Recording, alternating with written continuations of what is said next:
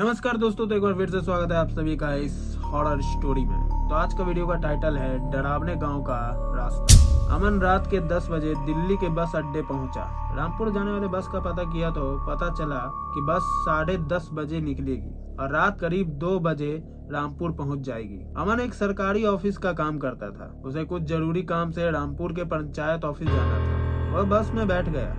बस अभी खाली थी, 2-4 सवारियां ही बैठी थी। 10:30 बजे वो बस निकल गई। कंडक्टर से टिकट लेते समय अमन ने पूछा, भाई जी रात को बस स्टैंड से गांव के लिए कोई सवारी मिल जाएगी? कंडक्टर ने कहा, मेरी बात मानो तो रामपुर में मत उतरो, आगे शहर में उतर जाना, वहाँ से 20 मील है और वहाँ से किसी होटल में रुककर सुबह रामपुर चले जाना। अमन को कंडक्टर की बात समझ नहीं आई और वो बोला, नहीं भाई, मुझे तो रामपुर ही जाना है, काम खत्म करके कल वापस भी तो लौटना है। बस चल रही थी, काफी सवारी बैठी थी। रात करीब 2:30 बजे बस रामपुर स्टैंड पर पहुंच गई। अमन बस से उतर रहा था, तभी उसे कुछ सवारी ने मना किया, लेकिन अमन किसी की बात नहीं मानता है और वो बस स्टैंड पे उतर जाता है। बस स्टैंड बिल्कुल खाली पड़ा था। वह अंदर गया तो टिकट काउंटर पे कोई भी नहीं था। अमन वहीं पास पे खड़ी एक बेंच पर बैठ गया।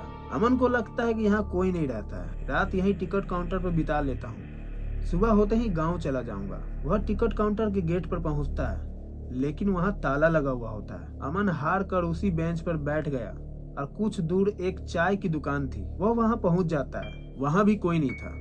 दुकान के अंदर एक बेंच थी। अमन अपना बैग सीट के नीचे लगाकर वहीं लेट जाता है। कुछ देर में उसे किसी की चलने की आहट सुनाई देती है। वह दुकान से निकलकर बाहर देखता है तो एक आदमी कंबल ओढ़े हुए, शायद हाथ में बीड़ी लिए, गाँव की ओर जा रहा था। तभी अमन कहता है, अरे भैया रुको, क्या तुम गाँव में जा रहे हो? वह आदमी नहीं रुका और सीधा चल रहा था। अमन भागकर उसके पास गया। उसने देखा कि एक बूढ़ा आदमी जिसका रंग एकदम काला था, अमन को देखकर वहीं रुक गया।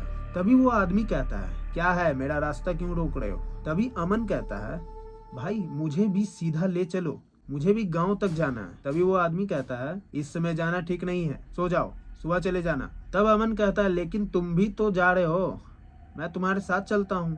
लेकिन वो आदमी कहता है, ठीक है तुम्हारी मर्जी, लेकिन बाद में मत कहना कि मैंने बताया नहीं था। तुम शहरी लोग किसी की बात नहीं मानते। चलो, दोनों खेत के रास्ते होकर गांव चले जाते हैं।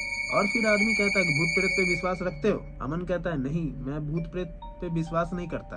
आदमी दूसरी बीड़ी जलाते हुए वो बीड़ी अमन को देता है और कहता है, इसे अपने हाथ में पकड़ कर चलो, वरना तुम ये खेत नहीं पार कर पाओगे। अमन को बहुत अजीब लग रहा था, लेकिन उस आदमी की बात मानने के अलावा उसके पास कोई उपाय नहीं था। तभी आदमी कहता है, पीछे से कोई आवाज दे तो पलट के मत देखना, चाहे कोई कितना भी जोर से आवाज क्यों ना दे। अमन आदमी के पीछे चल रहा था। तभी उसे किसी की बच्चे की रोने की आवाज सुनाई दी।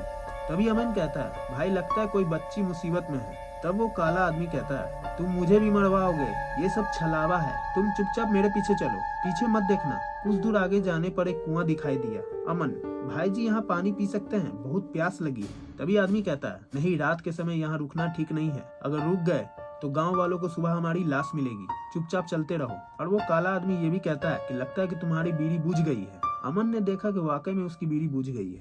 तभी आदमी कहता है, तुम्हें किसी शायर ने पकड़ लिया है, मैं अपना हाथ देता हूँ, उसे पकड़कर मेरे साथ चलो। अमन उस आदमी का हाथ पकड़ लेता है। वह आदमी लगभग घसीटता हुआ लेकर चलने लगता है। कुछ दूर इसी कशमकश में चलते चलते अमन के पैर हल्के हो जाते हैं। तभी अमन कहता है, भाई जी अब ठीक लग रहा है, मैं अब ठीक से चल पा रहा हूँ। तभी आदमी कहता है, तुम्हें पता नहीं है, तुम अभी अभी मौत के मुंह से बचकर आ रहे हो। मेरे हाथ में जो आग थी उसने तुम्हारी जान बचा ली। कुछ ही देर में दोनों गांव पहुंच गए। सुबह होने की थी। वह आदमी अमन को अपने घर ले गया और घर में उसकी पत्नी थी। तभी उसकी पत्नी कहती है, आपको कितनी बार कहा है रात के समय घर मत आया कीजिए। तभी वो काला आदमी कहता है, मुझे किसी से डर नहीं लगता, ये शहरी बाबू डर रहे थे और इन्हें भूत ने भी पकड़ लिया था, मैं इन्हें छुड़ा कर लाया हूँ, और जाइए इनके लिए चाय बना कर लाइए। अमन बहुत डर रहा था।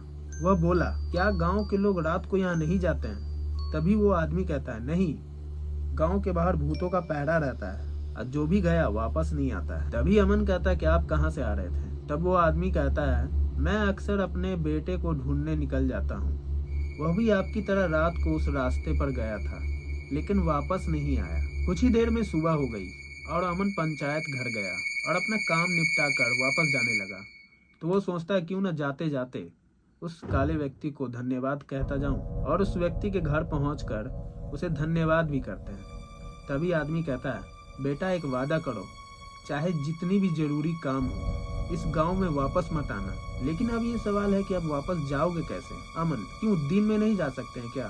तभी वो आदमी कहता है, अब तुम इस गांव से बाहर नहीं जा सकते, तुम्हें यहीं रहना होगा। मैं तुम्हें मना कर रहा था यहाँ आने के लिए, लेकिन तुमने मेरी बात नहीं मानी। रात को उन आत्माओं ने तुम्हें देख लिया था, अब वे तुम्हारा पीछा छोड़ेंगे नहीं। यहाँ कुछ नहीं कर पाए तो तुम्हारे घर तक पहुँच जाएंगे। अपने घर वालों की रक्षा चाहते हो तो इसी गाँव में बस जाओ। अमन बहुत डर जाता है। गांव के पीछे एक पुराने मकान में रहने लगता है। उसे रहते कई महीने बीत जाते हैं। एक दिन अमन उस आदमी के घर जाकर उसके पैर पकड़ लेता है और अमन कहता है, बाबा मुझे किसी तरीके से इस गांव से बाहर पहुंचा दो, मैं अपने घर जाना चाहता हूँ। तभी वो आदमी कहता है, तुम इस गांव में आना चाहते थे और इस गांव में तुम्हारे अलावा कई लोग शहर से आए थे। कुछ ने जाने का प्रयास किया तो मारे गए, कुछ इसी तरीका से गांव में रहते हैं, लेकिन किसी ने इतनी हिम्मत नहीं की कि तुम्हें कुछ बता सके। चुपचाप यहाँ रहो, नहीं तो मारे जाओगे। गांव के लोग यहाँ बाहर से आने वाले का पूरा ध्यान रखते हैं। खाना पीना, रहने के लिए जगह, सब कुछ मिलेगा। इधर अमन के घर पर उसकी पत्नी और एक बेटी थी। वे अमन को ढूंढने के लिए कभी पुलिस चौकी जाती तो कभी उसके ऑफिस, लेकिन अमन का कोई पता नहीं चलता। उस दिन में सरकार की ओर से उसे मृत घोषित कर दिया जाता है और उसकी पत्नी को पेंशन देना शुरू कर दिया जाता है। इस तरीके से 7 साल बीत गए। एक दिन गाँव वाले बाहर नाच रहे थे, तभी अमन बाहर निकला। गांव वालों ने उसे अपनी खुशी का कारण बताया। तभी वो काला आदमी कहता है, बेटा आज से 12 साल पहले हमारे गांव में एक तांत्रिक आया था, उसे गांव वाले ने मार कर भगा दिया था। तभी से उसने आत्माओं को बुलाकर इस गांव को बांध दिया है। कोई भी गांव से बाहर नहीं जा सकता। अब गांव में एक साधु बाबा आए हैं। कल वे पूजा करेंगे जिससे वो बांध खुल जाएगा और सभी आत्माओं को मुक्ति मिल जाएगी। तुम भी अपने घर जा सकते हो। अगले दिन पूरे गांव को सजाया गया। साधु और उनके शिष्य ने गांव के बीच में हवन किया। हवन के समय कई आत्माएं की आवाज आई। गांव वालों ने भी सुनी। हवन समाप्त होते होते सब शांत हो गए और गांव का श्राप मुक्त हो चुका था। अमन भी साधु बाबा और अन्य लोगों के साथ गांव से बाहर गया और वहां से बस लेकर अपने घर पहुंच गया और अमन ने चैन की सांस ली।